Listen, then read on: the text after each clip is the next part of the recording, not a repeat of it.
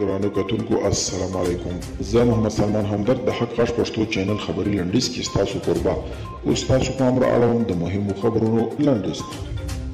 باستن هیرالد ورځپاڼې د افغانستان څخه د بهرنیو ځواکونو وتلو ته په اشارې یوه لیکنه خپره کړې ده. د لیکوال په باور د افغانستان څخه د امریکایي سرتیرو تر وتلو وروسته نه یوازې افغانستان کې وضعیت ډېر ترنګلی شي بلکې امریکا به هم د وخت په تېرېدو د خپلې دې تېروتنې درنه بیه پرې کړي. د ایران د بهرنیو چارو وزارت له افغانستان څخه د امریکایي ځواکونو د وتلو او وروستیو تحولاتو په اړه ویلي دوی د افغانستان وضعیت ته اندېښمن دي.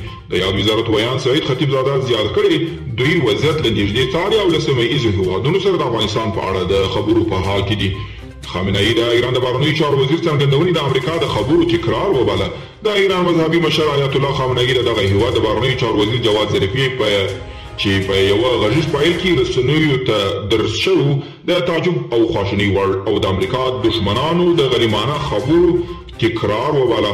خامنه ای سیمه ییز سیاست ته د سپاه پاسداران د نفوذ په هکله د ظریف پر ګیلمنو خبرو نیوکه کوي او زیاتوي دا لویه تېروتنه ده او باید د اسلامي جمهوریت یو مسؤل نه وي کړی. او د ولسمشر دویم مرستیال سرور دانش د بهرنیو سرتیرو د وتلو سرسخت مخالف دی. ویلي دي چې د امریکایي عسکرو پر وتلو سره د افغانستان کورنۍ او بهرنۍ اړیکې باید بیا تعریف شي.